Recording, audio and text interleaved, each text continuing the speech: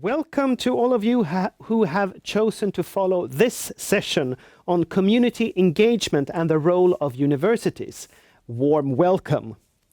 And please don't forget that you can send questions or send comments or questions in the Q&A function down below. So, the ongoing pandemic has clearly shown how important it is to adapt to changing circumstances and to find new ways to continue the work that we are doing, but also find new ways of working. It has changed the way we are working and also thinking, especially in the academic context. So how will this change how we think about physical or virtual campuses? How do we think about performing research or performing education and not least science communication? So to reflect on these issues, we have invited Paul Manners, who is the director of a National Co-ordinating Centre for Public Engagement. Hi, Paul. Welcome. Hello. Good afternoon. Could you give us the short, you will talk about this more, but could you give us the short version of what the NCCPE is? Yeah, we're an organisation that was set up 12 years ago to encourage universities to engage better with the public and with society and to really embrace the power and the potential of communication and engagement. Thank you. And also welcome to Lena Lindhé, who is the Strategic Development Officer at the University West and also a representative of the association Unilink. So could you also give us the two-sentence versions of what Unilink is? Yes, thank you. Unilink is a national network, a membership-based network of Swedish universities who engage in knowledge exchange and also public engagement, community engagement issues. So I will talk a bit more about that later. Thank you. Yes, thank you very much. So I will give you some minutes to reflect on these issues and what role of the universities you see in the future. So please, Paul, would you like to start? Yes, of course. Thank you very much. And I'll just say a few words and then I'll invite you to put my slides up. I may need to ask you to just progress the slides for me because the OctaQ isn't working, but never mind. So, hello. Yeah, as I said earlier, I work for a Centre for Public Engagement based in the United Kingdom. This is our website, and I think it explains that we help universities to engage with the public. What I want to talk about really is how the pandemic, how COVID-19 has really shifted the context in which we do our work. So if we could move to the next slide. So yes, what an extraordinary year it has been. And I'm sure for the audience here, you will echo the feeling that what's happened in the last 12 to 18 months has been quite extraordinary for science. So yes, let's keep moving, please. Next slide. I think it's not just been about the relationship between scientists and society, but also how universities themselves have changed and behave differently in the context of the pandemic. I want to talk about briefly. And this is about the national effort to help communities across the UK to deal with the pandemic. So next slide. I want to tell you just a little bit about one university in the UK. This is Newcastle University, and the next slide shows us what Newcastle has been doing in terms of its response. And this is typical, I think, right across the UK, not only in terms of the research and the science that's been done in the universities, but also how universities, for instance, have stepped up to offer learning and support for their communities, how through volunteering they've supported the effort in the places that they're based. The next slide, please. It's not absolutely straightforward, though, as you all know. So it's very easy to be very positive about what's changed, but also these two headlines suggest, I think, the tensions around science and society and the fact that actually there have been some really troubling issues around science and society. If we look to the United States, the relationship between the Trump administration and his science and public health advisors, for instance. And a real sense that although there's been tremendous support for science, there's also been real risks around the role of science being so much in the public eye and so much in the sort of center of the news agenda, and that could lead to real erosion of trust in science if we get decisions wrong. So the next slide. I'm sure you felt the same, but it isn't just about COVID-19, is it? The last 12 months, I think that real upsurge around issues to do with equality in society. This is just one representation. The next slide, I think, highlights the fact that health inequalities particularly have been thrown really into relief by the impact of the pandemic. And the next slide, I think, shows us again what's happening in the UK is a sense that actually what's been revealed through the pandemic about inequality is something that the government wants to take responsibility for. And this phrase levelling up has become a real hot political issue in the UK. The fact that there are places in the UK and communities in the UK who have been disproportionately hurt by COVID-19, and the fact that the government wants to do something about it. And as the next slide shows, it isn't just in terms of infrastructure. This is a chart showing how research funding is distributed in the UK. If you look to the top right, you'll see the east of England, the southeast, and London take the lion's share of that investment. And if you look over to the bottom left, you can see there are parts of the UK that receive proportionately very, very little research investment. And that's become a big political issue.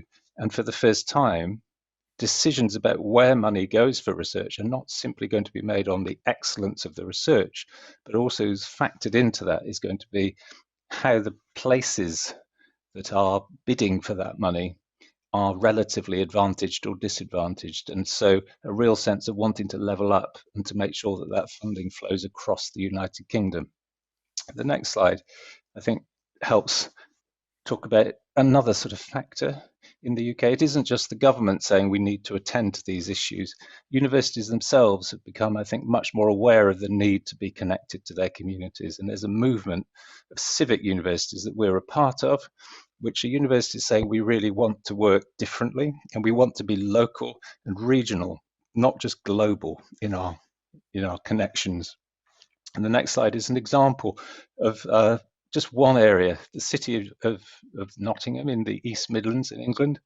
The two universities in that city have worked with their partners to develop what they call a civic agreement, which is a kind of 5-year strategic collaboration agreement, which is about working together to really bring the resources of the universities to bear in that place and to be really effective partners to address issues that really matter to their partners in that city. The next slide brings us on to one final big challenge that has come into the really very much into the foreground in the United Kingdom: research culture. It's very easy to be focused outside the universities and to think about the communities that we are part of and that we want to contribute more to. But what about holding up a mirror to ourselves and thinking about our community, our research community in particular? And this research by the Wellcome Trust, 12 issues came through from talking to researchers about how toxic and how unequal and unfair and unkind our actual research culture is. Now, that won't come as a surprise to many people who have worked in universities, that there are trends that are really, really troubling, I think, in terms of equity and in terms of progression, and issues around black and minority ethnic staff being promoted, issues around I think the treatment of staff, issues around bullying, harassment. I mean, it's frightening and it's toxic and it's difficult, but these have been brought very much into the foreground as part of this conversation about our sense of place, but also our sense of community, not just external, but internal as well. The next slide sort of summarizes, I think, this feeling about the need for a different approach to who we are as researchers and how we work together. And this quote, "A mean and aggressive research working culture threatens the public's respect for scientists and their expertise." So I'm just going to pull together some final sort of reflections before I finish. So the next slide. This is UK research and innovation. This is all of our research councils and our higher education funding councils working together in a new joined up way in the UK. This is their strategic plan that was launched at the end of last year. And it is so different. It is absolutely unrecognizable, I think, from what you might have seen 5 years ago, and very much influenced by the developments that I've talked about. The desire for a dynamic, diverse and inclusive system of research and innovation, which takes equality and diversity and inclusion and puts that right at the center of the values of that organization. And this is about research for everyone, by everyone. It's quite an ambitious vision. A real focus on reducing bullying and harassment and actually fronting that out and talking about it. And finally, the working with communities across the UK to hear their priorities for the future of research and innovation and how it affects their lives. So things that we at the National Coordinating Centre have been talking about for the last 10 years suddenly have become absolutely core to the future kind of narrative about what does it mean to do good. What does it mean to do excellent research? So one final slide, please. Just returning to who we are, the National Coordinating Centre. And, frankly, it's been an amazing 12 to 18 months where things we care about have suddenly become not just sort of a peripheral kind of noise in the sector, but actually a real focus for the future of our collective efforts to do good research. And I think, just to end, I think there are just 3 words that sum up what I've been talking about. And the first of those words is about people. I think people have become absolutely central to debates about science and research, whether that's people in terms of the communities that we connect with as universities and researchers, and really understanding the differences and those issues around social justice that affect those people. Issues around place have never been foregrounded in HE policy over the last 10 to 12 years, but now suddenly place is on everybody's lips. We have to look at our research and innovation in the context of place and really understand those places, understand the differences between places, but also really think about how we work within those places as part of those communities. And the final word for me is about culture. And it is about, of course, the role of research in society. And of course, that's important, but it's also about our own culture as scientists and researchers and how we lead and how we manage ourselves in a way that's really, I think, respectful of people and respectful of place. So I'll end there, and I hope that's been a helpful overview of what's been happening in the UK. Thank you very much, Paul. Thank you. And let's go to Lena. What are your reflections? Thank you. Now let's check if I can use the... Yes, I can. Thank you so much for inviting me to take part in this conference. I was asked actually to give a brief example of a Swedish university who works actively with community engagement, and also give some reflections on the pandemic, of course. So this is sort of a brief description how we work beyond communication. I represent University West. It's a young university in the western part of Sweden. You have some figures here. I won't go through all of them. Important dots here are the third one from the bottom. Our profile is actually outreach, work integrated learning and collaboration with partners in society and partners in our region. And you can also note that we have the highest proportion of students from low educated backgrounds. And this reflects the region where we are situated, actually. It does not reflect the application rate, which is one of the highest in the country. So our vision, logically, is that we're a driving force within society, working together with a wide range of partners to create knowledge and make it accessible to a greater extent. And this connects to what Paul talked about. We have this ambition to to be a civic university in our region and also in general, of course, but for the partners around us, not only in our town, but also in the wider region, to become an anchor institution for civic and sustainable development. So we work actively with democratic issues and dialogue and collaboration with the public policy makers. So it's an important angle for our work. And you can also think about the university as a neutral and knowledge-based actor. This is something you have to talk to our partners about all the time. That we are a very good partner when it comes to working with societal challenges, or for that matter, industrial challenges. We aim to, and we think we've come quite a long way in being a strong regional partner and play a strong role and have impact. This does not only apply to science, it also applies to our educational profile with work integrated learning. Community engagement or public engagement, it's also a part of our DNA.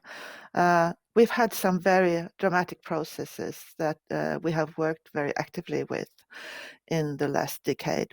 You know, where we're situated in the town of Trollhättan used to be home to the Saab automobile industry, which closed down in 2011. And those years around and after that closing were very important and also changed the way our partners look at the university's role in changing society. So it's still ongoing, this collaboration with different partners. The other one was the refugee situation in starting in 2015. We have the largest. We had the largest refugee camp in Sweden in our very close neighborhood, and we still work together with partners that have elaborated from this place, because there have been forming very interesting and focused organizations for empowering people to take on their new situation. So we work with Support Group Network, which has now developed into a European concept. We make a lot of local projects with schools, of course, like mentorships and that sort of models. Our students are partners in city planning, which is very, very interesting, and it's structured and it's been going on for many years. We have surveyor education. In the recent years, we've been working with science shops, which is a known concept for NCCPE, of course, together with NGOs or other partners in the civil society. When it comes to the pandemic, we have experience of that type of examples that Paul mentioned. For instance, of course, we do our part when it comes to the digital development of education and communication, but also concrete pandemic-related actions like we have had training sessions for nurses and other professionals from the regional care organizations that come into our clinical learning center and get better prepared for intensive care. Now let me see. Structurally, we organize our collaboration in platforms where we really think knowledge exchange, which means we put in equal amounts for funding. We have organization and steering with a mutual respect built in these platforms, and they are organized in respect with the areas where we have our strongest research. So it's towards industry, towards the regional health, and towards the 14 closest municipalities. The next step for us to even also mobilize even more in the sense of being a civic university will be to set up two more powerful hubs for growing regional relevance and to meet societal or industrial challenges in the future. So we're in the analysis phase right now, and we will start building these hubs together with our partners, and this will include policy-making partners in the coming years. So hopefully in 2023 we will have something going. Come on. Okay, when it comes to the pandemic, it's very obvious, and as also Paul reflected and Sarah before him, that universities have a very important role and make a great difference. And we have also seen a growing culture of sharing, and hopefully this will continue, even if other angles of life will be normalized. I would say that networking has been facilitated across borders and regions, but we all miss meeting, of course, in real life. And what people are saying and experts are saying, and I think so too, the hybrid solutions will grow and will be coming up greatly. This would mean that we will see new concepts of co-working areas and decentralized ways of working that will continue into the next phase. And one last thing, reflecting on the pandemic, I think maybe we've lost some prestige in the conversations that we have digitally, because we all look the same in these squares that we communicate within. So maybe a bit more mutual respect built in. When it comes to Unilink, in Sweden, we lack the type of networks that you have in Great Britain, like the NCCPE or the Civic University Network. We're actually within Unilink now talking about maybe trying to set up those types of networks more concretely, because Unilink is a general network for people who work with knowledge exchange, for professionals who work with collaboration. So what we do is we arrange meetings, courses, seminars, etc., based on the members' needs, and also occasional international study visits. But we have noted a greater interest in these angles with public engagement, community engagement, civic university approaches. So we will probably work further with these issues in the future. So I will finish there. Thank you. Thank you, Lena. Thank you, Paul. I would like to ask you both if there are any spontaneous comments or reflections on each other's presentations. Is it okay for me to go first, Lena? Fine. It was delightful, absolutely delightful to hear you explain what's happening in Sweden, and there was so much common ground, wasn't there? I mean, I really felt even the language we're using, I didn't use the term anchor institution, but it is a term that we're also using in the UK. And I think it's so interesting, the trend you've described in terms of increasing sort of focus on engagement and an increasing desire for universities to work together on this agenda is really, really encouraging. I think what it's worth just reflecting on that did cross my mind was that I think in the United Kingdom, there's been a long tradition of very applied universities for whom engagement has always been their raison d'etre, their reason to exist and their focus. What's really interesting, I think, is how this is becoming an agenda that's driving what we call research-intensive universities in the UK as well, who might perhaps have not taken that kind of engagement so seriously. So the Oxfords and the Cambridges and the UCLs and the King's College London, etc., who are also really confidently claiming to be civic and to be really choosing to operate very, very differently in this space. And I don't know whether that's the same in Sweden, but that was a thought that crossed my mind. I would absolutely say it's happening here too. I know one of the leading actors when it comes to civic university networking is the Stockholm University, which is one of the biggest in the country. So the interest is raising.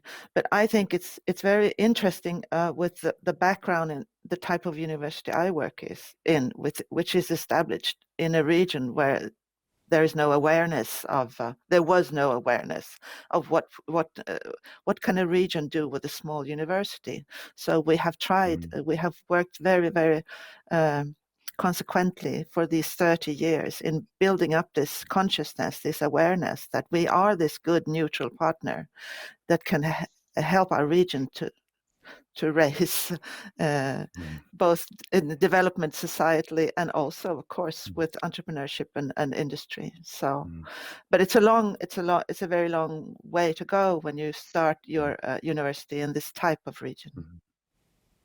Yeah, and just to jump back in on that very notion of being a convener, I think this is something we've really discovered that has been a particularly important role that universities have been playing over the last 12 to 18 months in response to the pandemic, as a place that's trusted and relatively neutral, so is able to bring together around the same table very different local and regional partners, and to provide a space within which people can work together to think through the challenges they face, to work out how to collaborate better, and for the university then to be able to contribute significant kind of intellectual and knowledge building expertise, but very much in the context of a collective effort. And I think that notion of a convener is a very, very powerful one, and one that's got real resonance here in the United Kingdom.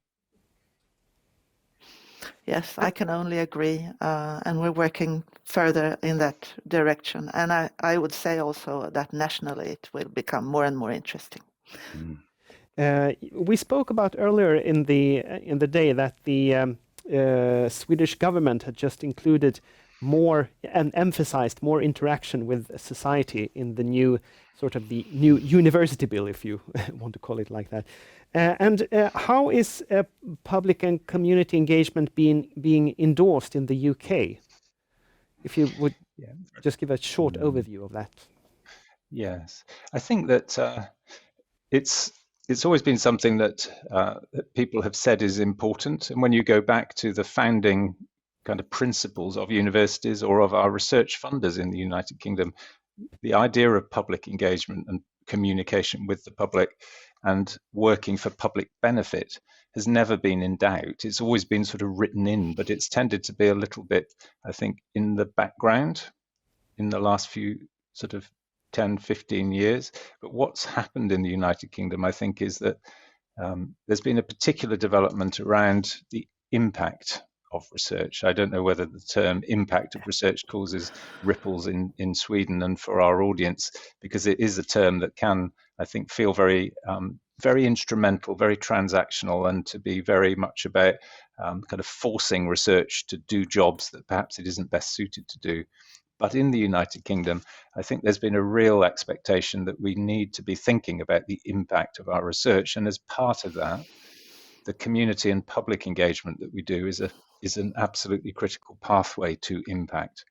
And so what we've seen in the UK is that written into policy around impact has been a real encouragement for universities to factor in how their public and community engagement contributes to build public value and to progress, I think, the vision of universities really being actively engaged in society. And it's in that space, I think, that a real sort of difference is now being felt, because it is now felt to be core business. It's part of what we do. It's part of how our research is assessed, and it's connected into not only our research policy and strategy in the UK, but also to our knowledge exchange policy.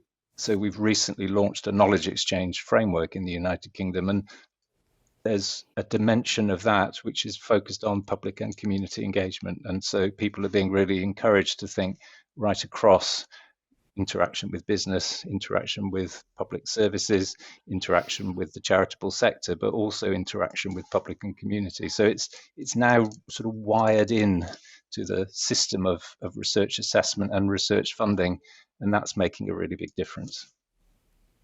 And Lena, do you have any comments to that to set? Yes, I would say we're working. Sorry. And to set it in the Swedish context on the endorsement Yes. and the new. I would say that we're going in the same direction, and you can also interpret this from the government proposition, the research and innovation proposition. We're not there yet. We don't have a full structure or system, but now they are proposing of follow-up systems, probably some sort of robust system for funding also, but it's not there yet. But what I think is there's a change of mindset anyway when it comes to impact, with a much broader interpretation of the word impact. What does it mean? It's not just commercialization of research science results, but also impact on society widely. So we're getting there, but you're ahead a bit. And it does take just to sort of jump in on that point. Yeah. It takes a long time. I think it takes so long for these changes to really embed themselves, and you can change a policy, but it can take many years for that to change practice. But what is interesting in the context of our conversation today, I think, is how the recent complete sort of shock to the system that's been caused by COVID-19, by Black Lives Matter, etc., has created, I think, a pressure on us to be different that has just really accelerated, I think, the direction of travel. So it feels a bit like riding a very, very tall and very scary wave at times, but it's very exciting, I think, because if we manage this well, the benefit, I think, to the kind of research and the kind of role of universities in society that we care about, I think, is going to be really strengthened. So to round off, I mean, if we are going to be honest, it actually takes a lot of time to interact with the community around you. It takes a lot of time just to understand each other's two realities, and it takes a lot of efforts as well. So why should the universities even bother, so to speak, to engage with the communities? Because it's not easy, it takes time, and what do you get back from doing this work? Can I start there? Yes, of course. I would not put it that way, because the effort is worth it already from the start. Because if you look around yourself in society, in industry, or in the municipalities or regional management, you will find there is so much knowledge out there, and which needs to the universities need access to that knowledge, as well as the other partners need access to our knowledge. So this mutuality is the most important thing of all, because we win from making that effort. Yeah, absolutely. I couldn't have put that better. But I think the other thing, I was interviewing a vice chancellor of a university recently, and his view on this was that actually it's a mistake to do what you did in the question that you asked, which is to sort of say we do research and teaching, and then we need to do some engagement as well. His view is that we do research and teaching, and engagement is fundamental to building powerful knowledge, whether that is through our research or through our pedagogy and our teaching. And it is part of who we are and what we do and why we exist. So don't separate it out as a third stream or a third strand. Think about it in the context of the purpose of the university, which is to build powerful knowledge and to make the world a better place. Right. Thank you. Thank you very much, Paul. Thank you very much, Lena. That's all the time we have right now, but I hope we will get back to this discussion further on and in other contexts as well. So thank you very much for your participation.